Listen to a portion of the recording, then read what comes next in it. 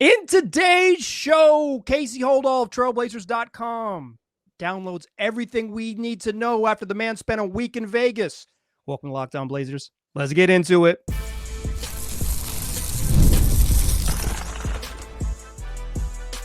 You are Locked On Trailblazers, your daily Portland Trailblazers podcast, part of the Locked On Podcast Network.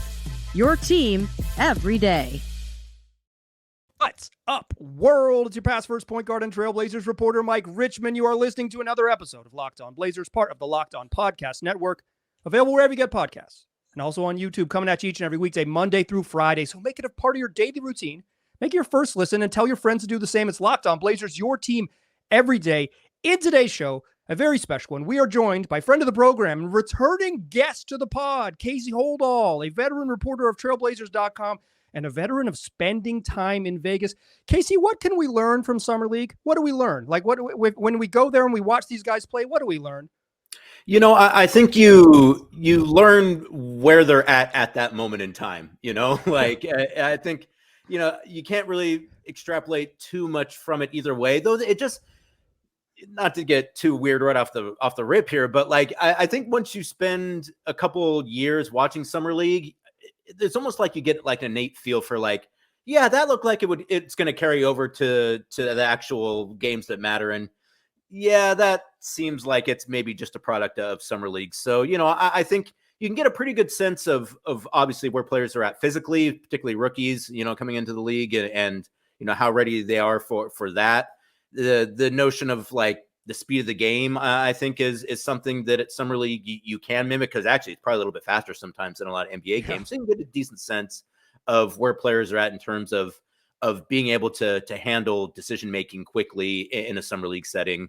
And I also think too, you can just, since you're playing with a lot of guys who aren't necessarily going to be in the league, I think you can also get a sense too of just kind of where guys are at in terms of how good they are in a space in between college or international ball and the NBA. So the idea being that like, yeah, you're playing a lot of guys who maybe aren't going to be in the league, but who are very good players. So it's like, you get a sense that like, if a guy was like at a small college and goes to Summer League and doesn't play very well, it's like, well, that might be a little bit of a red flag. Whereas, you know, if it's someone who went to like a bigger school and they look like they kind of are a bit better than the people that are around them, that's also a way to tell too that like, yeah, that guy kind of has it a little bit. So, you know, more that you kind of take the stats. Actually, you don't take all the stats out of it. You take scoring out of it. Basically, everything else, I think you can get a decent sense of what you're looking at Summer League, and how much you're going to see of that going forward in the NBA is always debatable.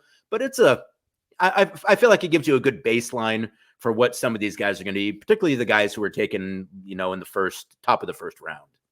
Yeah, I would agree with that. I think every so often you see the Josh Selby's of the world, and you're like, that guy can really score, you know. And then he's out of the league in 2 years, and it's like, oh, well, maybe the reason he wasn't drafted very high is like maybe they were right, but like then you know Dame was too good for Summer League almost immediately, right? Like it was like.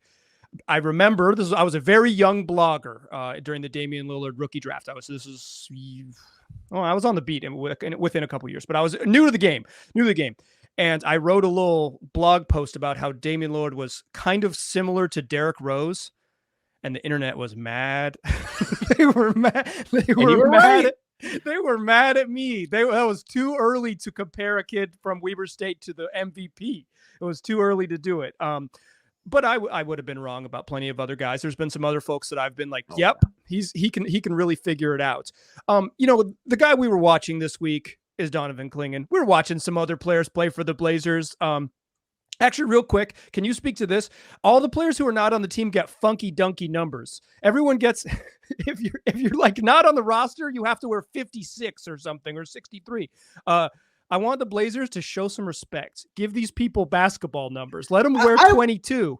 I was surprised by that too, because usually those are like the pre-draft workout numbers, you know, 100%. Like, and so yeah, when I'm seeing the guys out there are wearing like 72, which I think is Rayon actually, or it used to be, or like 56 and 53. I'm like, I'm a little confused by it too, to be perfectly frank. You know, I think part of it is maybe they're like, no, the guys are already on the team. We're not going to give out their numbers. We have a fair amount of retired numbers. So at that point, you're already like looking at the 20s anyways. And I guess at that point, they're like, heck, you want 30? Right. What? Here's 33. 67, it's yours. Exactly. Yeah. Blazers playing a bunch of middle relievers out there. Dude looks like he's about to pitch the 7th inning. Yeah, exactly. Like, come on. But we were, the Blazers viewing public. We were there to watch Donovan Clingan. We were tuned in to watch Donovan Clingan, and you were there. You were in the gym. This is something like 15 years of going to summer league for you. Yeah. And I mean, I don't know if I've been to 15 summer leagues. I might have, but even going, I mean, I went a couple of times back in the old Oregon Live days too. So and I've been 17 years with the Blazers. So that's pushing 20 years. I know when I saw they were doing that summer league, like doc thing, I was almost like, should someone talk to me? Like, I feel like I've been going to this thing for a long time. And granted, there's a lot of people that have, but I've definitely been to more Vegas summer leagues that have happened than have not been to Vegas summer leagues. So it has been a while. I think I've been to 4, and 4. Yeah. I'm good, dude. Yeah, I don't think I'm coming back. You know what it is. Back.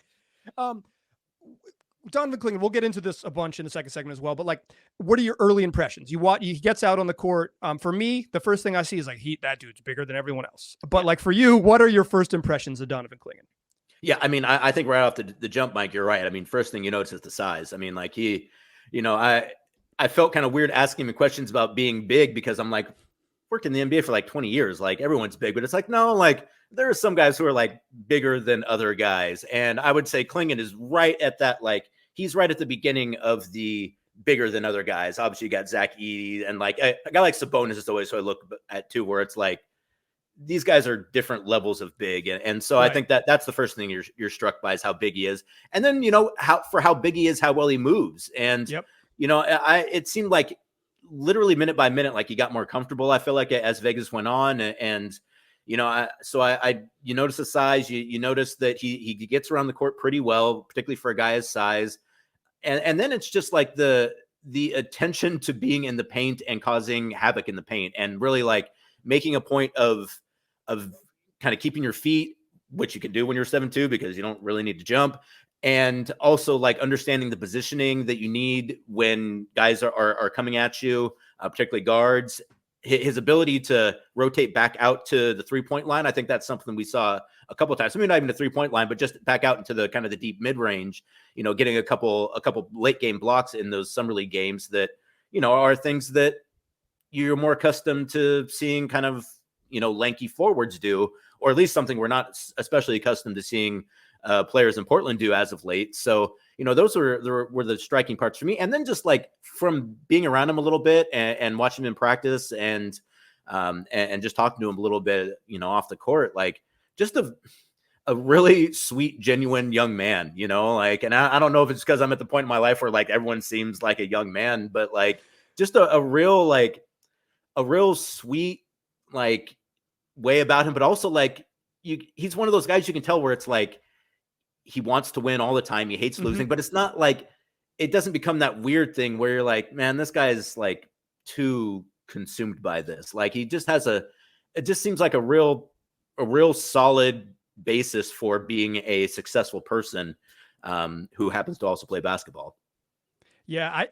This is like a weird way to phrase it, but I listened to your podcast, The Briefcase, available on all platforms and also on YouTube. It'll obviously be linked below here in the episode description. But like, I listened to your podcast and your conversation with him. He just seems like normal, and you don't always when you talk to NBA dudes, and I mean this as someone who's done it on and off in various roles for 10 years. They're not all normal. There's a bunch of weirdos in the league. There's guys who maybe they're normal in their everyday life, but in their interactions with the press and the media, they're all of a sudden not normal. Donovan Clingan is strikingly normal. He seems like a normal person, which maybe isn't something that translates directly to the court, but it is. I always will bet on someone who seems like they get it versus guys who seems like they don't. I will always bet on that.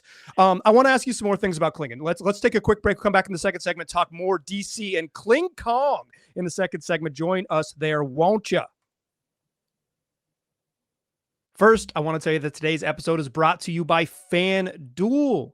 America's number one sportsbook and an official sports betting partner of Major League Baseball. We are out of the All-Star break in Major League Baseball. We're heading into the stretch run of the season, and we got games pretty much every day for the rest of the summer. So if you felt like sports were dwindling, look again. You got the WNBA. We're going to have the Olympics coming up here in a little bit, plus Major League Baseball every day, and that's why FanDuel is a spot to be all summer long, because they're hooking up all customers. That's new and returning customers, whoever you are, with a boost or a bonus daily. That's right. There's something for everyone every day, all summer long. So head over to FanDuel.com. Start making the most of your summer. FanDuel, an official sports betting partner of Major League Baseball.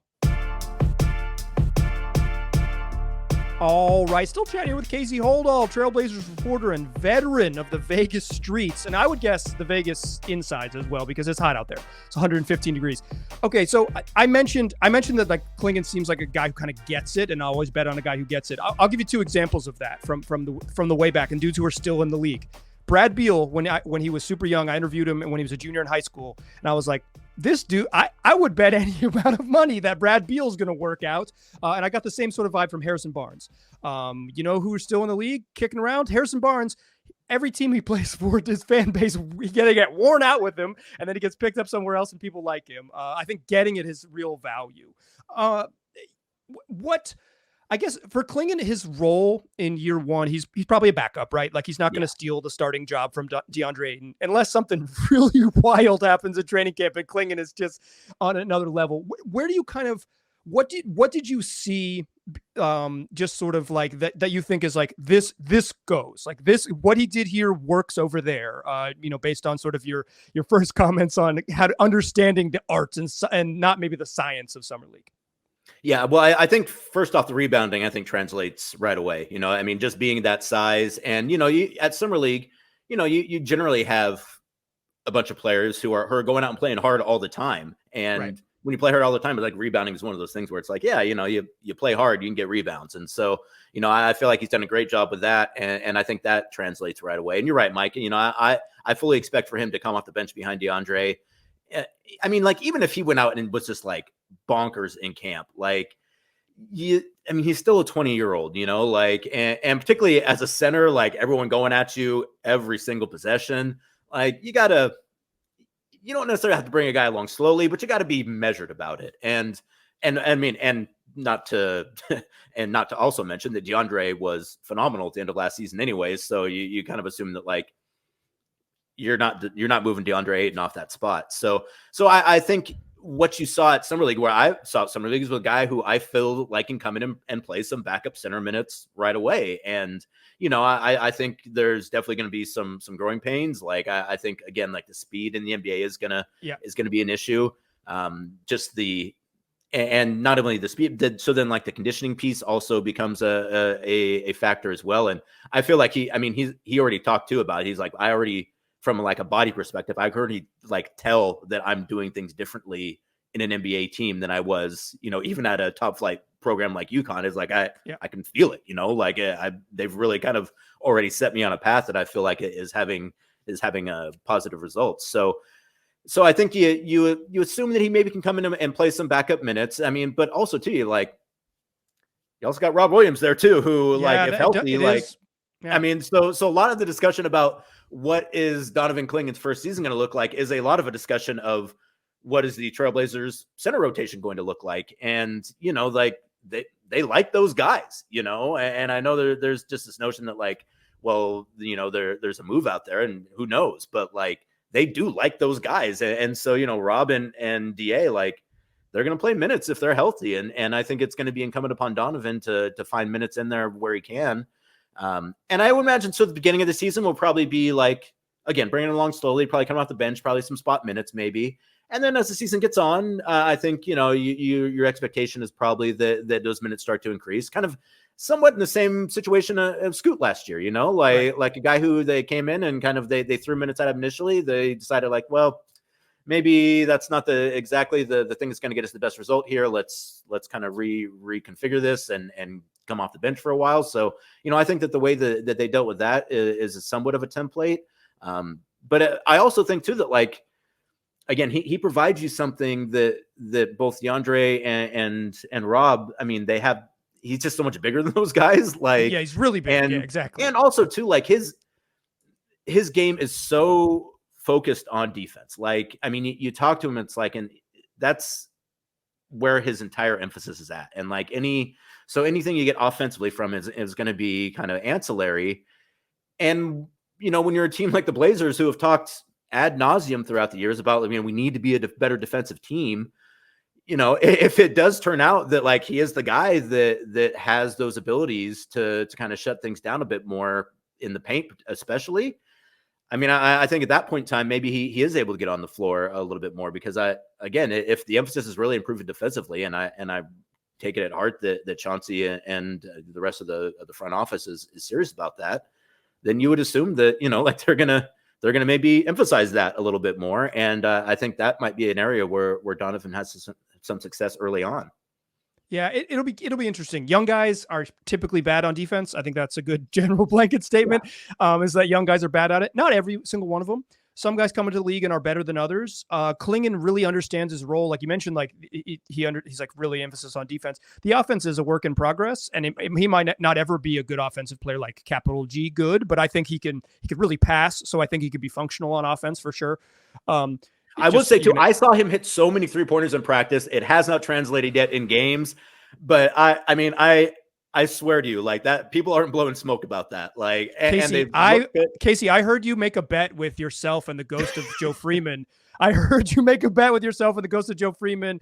1.5 attempts per game on Clingan's threes this year. And let me tell you, is that what I said, or that's what you're saying? That's what you said, I believe. No, At the end of, Mike, I appreciate so much that you already had that locked and ready to go. That like you knew that I was going to say something stupid at some point in time. You're like, I want to make sure that I have the receipts. That Casey already said this, even though he's going to try to backtrack it. That's what makes you great at everything you do, Mike. Yeah, I'm advising. I've seen it in practice. That's all I'll say. I've seen it in practice. I'm advising the good listeners of Locked On Blazers, pound the under. If you are offered that line, pound the under. Honestly, he might shoot that many. Like he clearly wants to shoot threes, but I will say it's like game one, the first touch he gets, he shoots kind of like an anxious three, right? He's like, I don't know where I'm going to get it in the offense. I got to shoot this. Yeah. I'm going to shoot it. And it's like, it looks bad. And then it didn't take a single three remaining in the second half. Like did not take a single three in that second half. And then in game two, he basically went entirely away from it. I think he took one, and that was his best offensive game. Like they played zone and he tore the zone apart. He said, you can't play zone against me. I'm too good of a passer. That's something I should have brought up too, Mike. His passing is, I mean, like, I don't watch a ton of college basketball, but I watch enough. And like, I don't know that I mean, like you could kind of see the idea of it. Like I've been surprised through those first couple games of summer league. Like the depth with which he moves the ball, I feel like is that I feel like that's also something that you can kind of look to already. Yeah, he was bullying my man Tony Bradley, national champion 2017, the University of North Carolina. Tony Bradley was trying to play the middle of the zone, and Clingan just kept looking him off and feeding dunks to Justin Minaya on the baseline. And Bradley was like, like getting caught in between, following his eyeballs, and just like is. I think, it'll be interesting with the Blazers.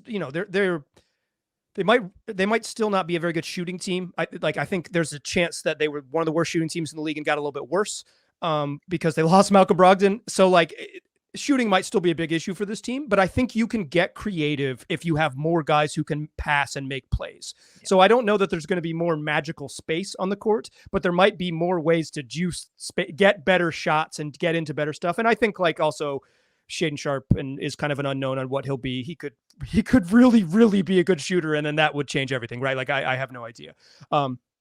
And I think I think it's a pretty safe bet. Scoot Henderson will be better in year 2 than he was in year 1. I feel comfortable in that. And then that changes the calculation a lot as well.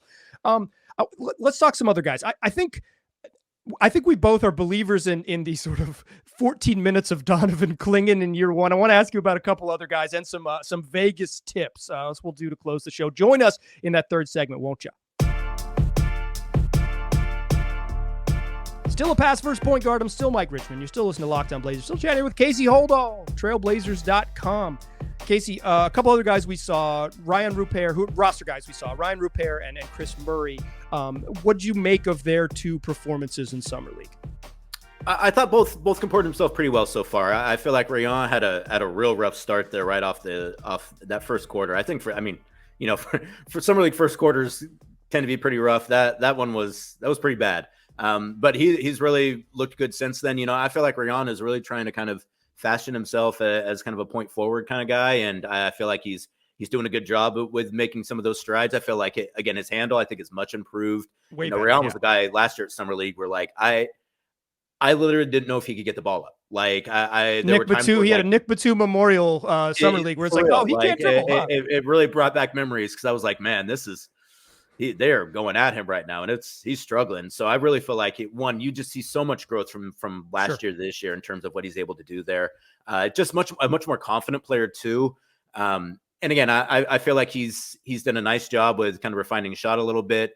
But for me, it's more about his ability to handle the ball a bit. I feel like he was able to show some things in summer league that he's made some growth there. And I think Rayon is probably still the guy who's, towards the end of the bench and maybe even pulling some G League time this year.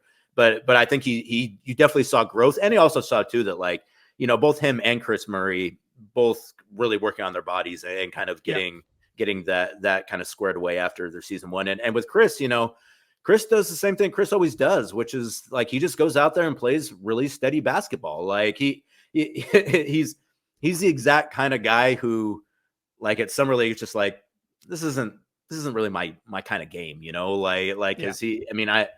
he's really improved defensively. I feel like particularly on the perimeter. I feel like the shot still a work in progress, and I think he knows that like. That 3-pointer, particularly from the corners, like for him to be successful in the league, like that's really got to be a part of his game. And it's still coming along. But like, I'm just always like Chris has like a good size to him too. So like defensively, like he's got the bulk to kind of play in the post, but also like he's quick enough on his feet or at least he understands defense well enough and positioning well enough and footwork well enough to be able to get onto the perimeter and make stuff happen there too. So, I feel like both those guys, like they both looked like guys who are gradually improving in their second year, like no big jumps for either one of those guys, I don't think, but like I feel like with both of them, you saw like the areas they wanted to improve upon, particularly Rayon with ball handling and Chris just with kind of overall defense that like, I feel like they both done a pretty good job with that. And I think, neither one went out there and looked like it was like, oh boy, geez, these guys, they haven't made any progress, like, and sometimes a second year guy gets out there and you just kind of assume like, well, he's been here before, so like it's going to work this year. And that's not always the case, like some guys come out and have a summer league where it's like in their second year, like maybe this guy's not an NBA player. I feel like both those guys really showed that like they have a place in the league and it's going to be a multi-year growth process for both. But I think at least I saw at summer league that I feel very confident that both of those guys are on a good path right now, even if that might mean, like still kind of, middle of the bench, working their way into the rotation kind of guys. Yeah, I think, Murray just didn't shoot well, and he hasn't shot well yet, and that's going to be the swing skill for him. I was yelling before. This is like classic, like realizing that I'm wrong and maybe doing this 5 days a week is a way to like really broadcast your bad opinions. But I was screaming for him. I was like, I want Chris Murray to take 20 shots. I want him to blah, blah, blah. And then like the game that he took 17 shots, he looked awful. It's awful. And it's like, oh, maybe spreading your, like, and he's never going to be that in the pros, right? Like he's never going to be a 20 shot guy in the NBA. Like it's a fairly good chance he will never have a 20 field goal attempt game in his career. He's just going to be a guy who he gets in where he fits in. Like he does a bunch of things, but that is not his thing. He's a defender and hopefully he becomes a shooter because that's going to let him stick in the league. But it was like in the games where he wasn't as aggressive on offense, he looked better. And I was like, yeah, Mike, like that's it. That's like, and maybe that's like unsatisfying or whatever. And I don't, obviously like you'd want him to shoot well, but I think he probably understands what he can do a little better than I can. I think that was maybe what I learned in Vegas was that Chris Murray's got a better handle on Chris Murray than I do. Real quick in the two-way guys, before I ask you some Vegas questions, I thought Bryce McGowan's, he's at least intriguing. Like, I don't know what his role will be, but I came away like, I mean, you were listening to Friday, July 19th show this evening, late, I believe 8 p.m. tip off. The Trailblazers play their final game of Vegas. Maybe not. There's a chance that it's not, but they'll put one more game regardless. Yeah. They play a fifth. Yeah, game. so even if you don't make the tournament, everyone plays at least 5 games. So they'll have one so they'll more play after. Sunday. They'll play a Sunday. They'll very likely play Sunday. They'll play a Sunday game. I think they released the Saturday schedule, so they'll play a Sunday game. But it's like they might have their competitive games wrapped up this evening. So I think I don't know what McGowan's going to do the rest of the summer league, but I think the first 3 games hasn't shot it particularly well. But like he's got juice to get to the rim. What was your takeaway from him? Exactly that, Mike. A guy who I wasn't real familiar with coming into the summer league, and obviously gets that 2-way. And what I saw at summer league, I was like, that's a great 2-way guy right there. It's like that's the exact kind of guy you want in a 2-way, which is like you're exactly right. Didn't shoot especially well, but just a real a lot better of an athlete than I realized. And someone who, to your point, Mike, gets to the rim and it was summer league, so a little hard to tell there, but like ability to draw fouls as well. Like just a instant energy kind of boost off the bench. And that's kind of what I think you're looking for out of your 2-way guys for me, it's like there's 2 kinds of 2-way players. You have like the incredibly raw guy who like you're hoping that like if you keep him around for a season or 2, that maybe he might pop. And then you have the guys who are like, they do 1 or 2 things really well. And usually that 1 or 2 things is scoring or shooting. And with Bryce McGowan's, it seems like it's scoring. And so like he definitely struck me as a guy that was like, yeah, this guy is kind of he's a great 2-way guy. He seems like a pro. Like he's another guy too, like just a really good person, like, and someone who, when you have those guys who are kind of trying to make the league, and this was kind of to your earlier point, Mike, like guys who have like just a good way about them are much more likely to be successful kind of grinding their way into the league than guys who are, just maybe have a different personality in terms of where they're at in their lives, sure. Whatever. But so like, I felt really good about Bryce and I think that he's a guy who, if nothing else, like you have him in practices, he's able to really make your other guards work defensively, and a guy who, can come in and probably score from you from time to time as well. And is going to make guys work in practice. And when you have a bunch of young guys, in Scoot and Shaden, like you want guys you can send out there against them to be like, hey, like this guy's going to give you the work if you don't bring it. So like, I think you saw a guy who has like that, who has one really quality NBA skill right now, and it seems to be scoring. So I think that's what I saw, what I liked out of Bryce. I saw what I heard out of Bryce, and I think it was a smart signing, to be perfectly frank.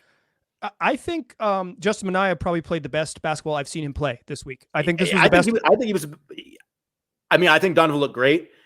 I think Justin might have been their best player at summer league, and again, I saw that in camp too. Like just when he got the 2-way, I was like, that's kind of interesting. I mean, like I was glad for him, but bringing a guy back for another 2-way sometimes, like again, like it's almost like you're kind of trying to strike lightning in a bottle. So you churn a little bit maybe.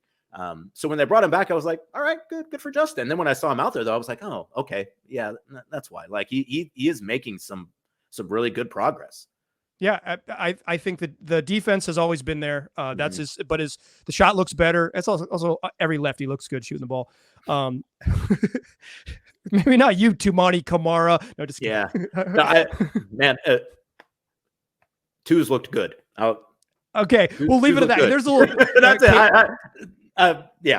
I don't want to do Casey this. has been behind some doors that have been closed to us, and what he says is that Tumani Kamara looks good, and he might just be talking about his outfit. He was wearing a very matchy outfit on TV. Handsome guy, yeah, exactly, yeah. He's been going to Timbers games. He's really ingratiating himself. Okay, before I let you go, I have to ask you this: what's a perfect off day in Vegas look like when you go for a week every year? You've got a day off. Let's say it's not a weekend, so it's a little quieter in Vegas. You get a Sunday or a Tuesday or whatever. What's a perfect off day look like in Vegas? Well, I would say it starts the day before, like so you have like maybe a midday game, and maybe you turn out a piece or you create a piece of content that you feel good about, and you're like, yeah, that's good. Like I feel like I got something accomplished here. And so then the next day you're like, all right, like now I can just now I can chill. And you might be asking what it is for a player, but I'm telling you what it is. I'm asking for you. I don't care what it is. I don't care. Listen, let's just say like me and you are in a more similar tax bracket. Yeah, exactly. Yeah, we're similar neighborhood too, Mike. So, I would say, maybe sleep until like 9:30, go lay out by the pool for maybe an hour, read part of your book, maybe try not to scroll too much on your phone. That's kind of one of the things for me when I'm in Vegas, like, and I'm trying to do relaxing things, like trying not to be on my phone as often. Then maybe have a like a smoothie, maybe a juice, maybe even like a pina colada with one of those 151 floats, just to kind of get things zooming. Probably do some shopping midday. Maybe hit the fashion show mall. Maybe head out to one of the outlet malls on the outskirts of town. If you're on the north side too, they got the Whole Foods out there, so maybe get a nice little nice light lunch.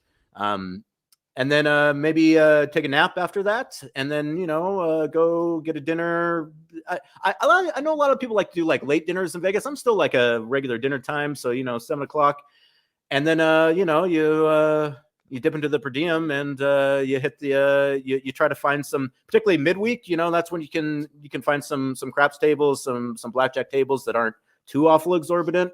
The cheap gambling in Vegas is kind of gone in the way of the dodo. So you got to be you got to work a little bit harder at it. But, a great day ends with, rolling some numbers, hitting the 6, the 8, and the 9 over and over and over again. And then maybe a number in between, and, maybe wrapping up around 2 after some drinks, and, heading to practice the next day at 10:00. So that's getting bullied by one of the Blazers assistant coaches for being a little bit hungover. That's exactly. Everyone kind of looking in each other's eyes and being like, well, how are you doing today? So yeah, that's a nice off day in Las Vegas for me. Yeah, that sounds like someone who's done it before. I will say that I think in my trips there, the best I've heard stories. We have a mutual friend who, there are legends of this friend winning at just being the luckiest gambler you'll ever meet. And I'm like Harrison Ford in whatever that Star Wars is. Like those stories,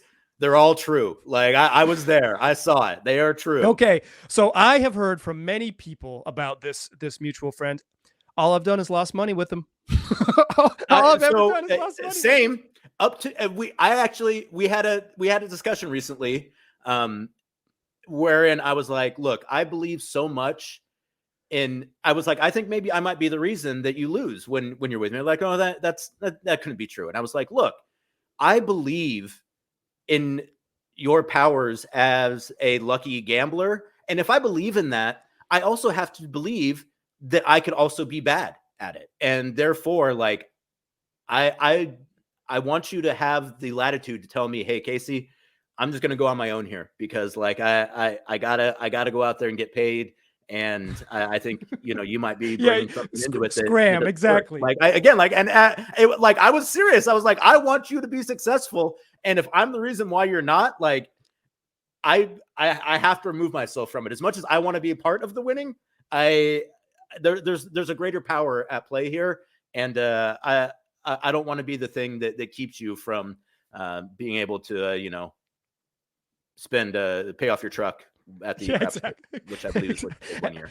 Have a great time. Yeah, I also know that this the gambling luck extends to Oregon. One time we were in Lincoln City together, and this same mutual acquaintance came home from the casino and had won $200, and everyone else with him had lost. It's magic everywhere you go. Casey Holdahl is also magic everywhere he goes. He's finally back from Vegas. Blazers play a couple games over the weekend, so next time you hear my voice, we will talk about those. Casey, if people are looking for more of you, where can they find you? Trailblazers.com. As Mike mentioned, the briefcase anywhere that you get your podcast, also on YouTube now. So you can see this, unfortunately, more. The Blazers balcony as well on a little bit of a hiatus. We'll be back closer to the season, though. Like and subscribe wherever you get your podcasts there as well. And, if you're a glutton for punishment, you can follow me on Twitter at CHold. You can follow me on Instagram at Casey Holdahl.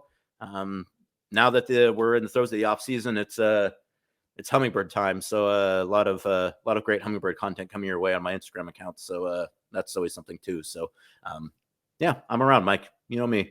You will find him. I will link to Casey's work in the episode description for this episode. Wherever you're listening to it, you will be able to find it.